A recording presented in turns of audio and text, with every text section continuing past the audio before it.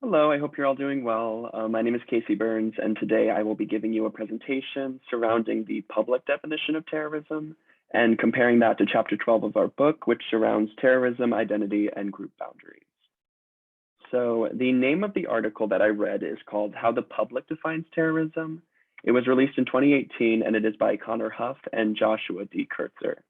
So basically, the purpose of this article was to synthesize both scholarly definitions and public debates to predict how elements of a certain incident impact the chance of it being perceived as an act of terrorism by the American public.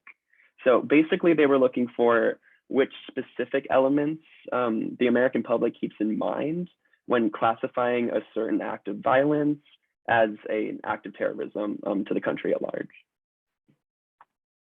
So the method they used in order to assess this, they used a conjoint experimental design to conduct their research. The experiment involved presenting 1,400 adult American participants with a series of incidents which contain randomly generated features. The participants are then asked whether they would classify the incident as an act of terrorism. And so 7 attributes are manipulated between each incident, which are the tactic, the casualties, the target, the location, the actor, the social categorization of the actor, and the motivation. So these 7 attributes were the main elements they were taking a look at to see which ones changed or which one were impacted the most by the public's own perspective and by their own opinions of what they perceive as terrorism. So the results of this study in regards to the type of tactic and severity of the violence. So a brief summary of it is that the type of violence plays a central role in classifying an incident as terrorism, whereas the severity of the violence plays a less central role.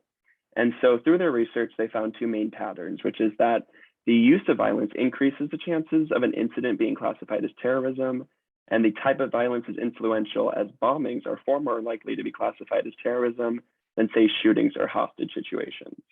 And in regards to casualties, which is the severity of the violence, higher casualty incidents are more likely to be considered terrorism, but the impact of this factor is small when compared to the increase associated with violent tactics. So basically that means that the type of tactic matters more towards the public perception of terrorism than the severity of the violence itself.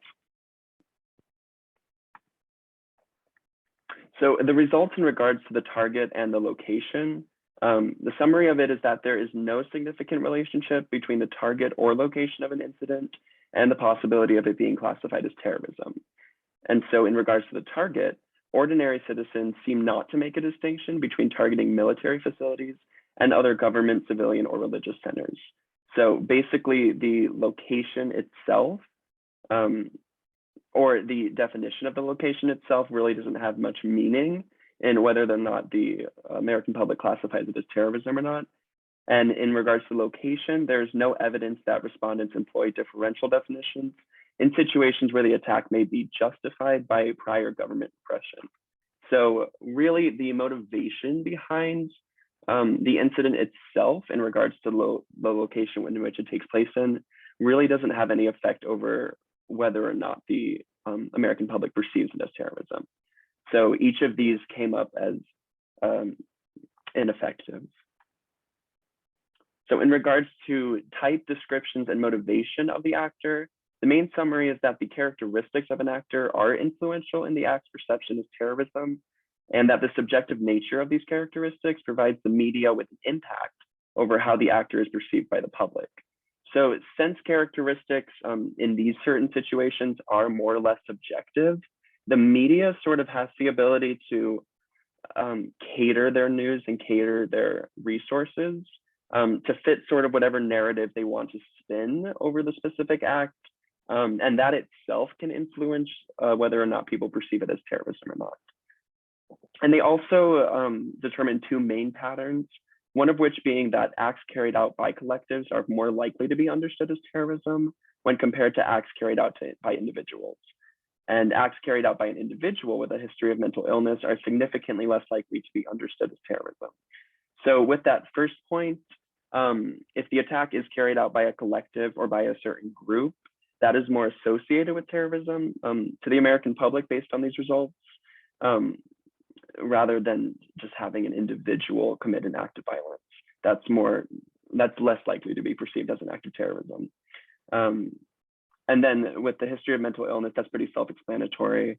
If there is a history of mental illness within the perpetrator himself, that's often a determining factor on whether or not the American public perceives it as terrorism or not, or if they just perceive it as a random act of violence or a planned act of violence.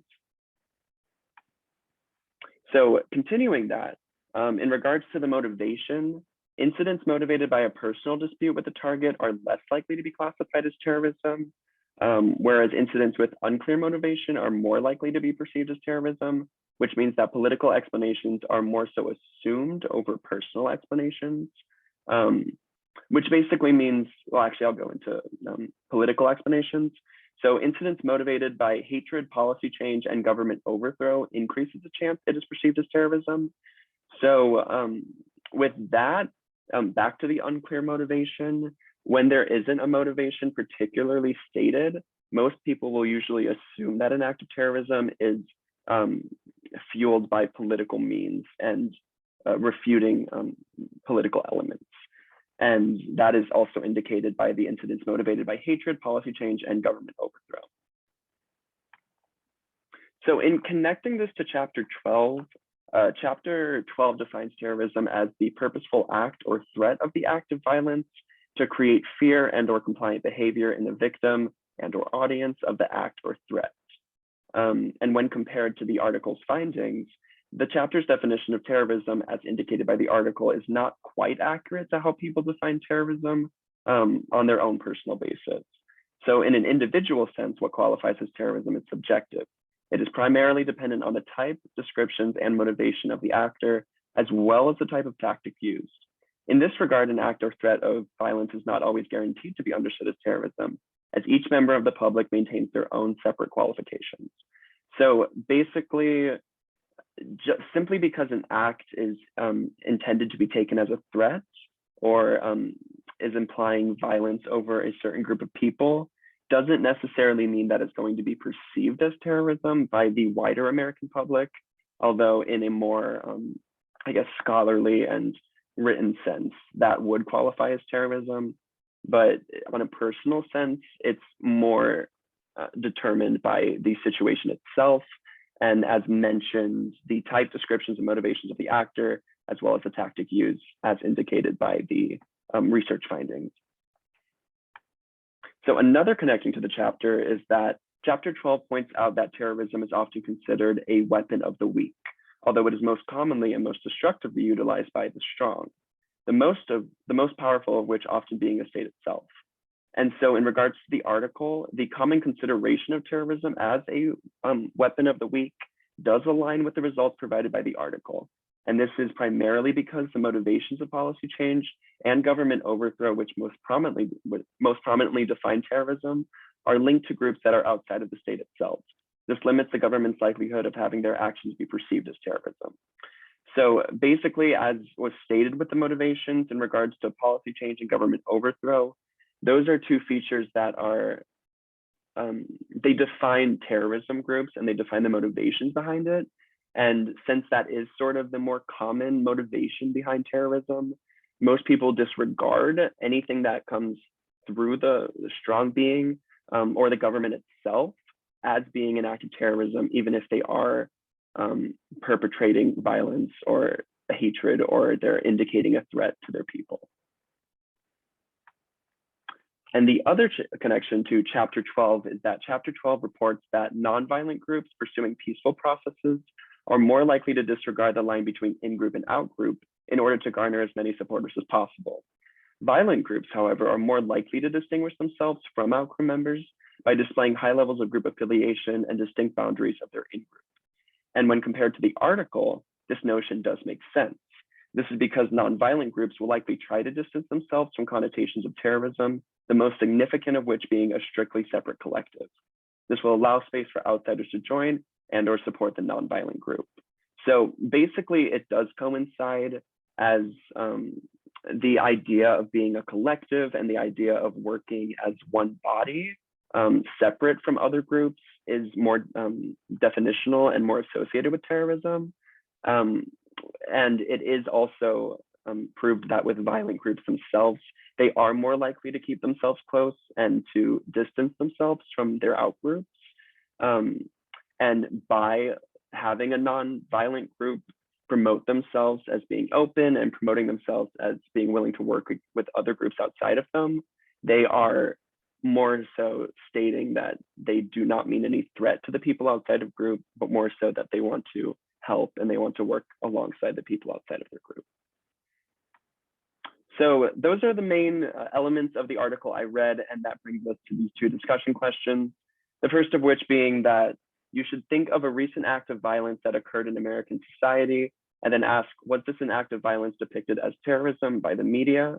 And do you consider this act of violence as an act of terrorism? And then my other question is that, do you believe the motivation behind a violent act has influence over if and how you perceive it as terrorism? Why or why not? So this is really sort of based on what the textbook says versus what the article itself says, and sort of taking into consideration the motivational factors behind definitions of terrorism, such as the motivation itself. And I believe that is everything I have. These are my references as well. Thank you and have a good one.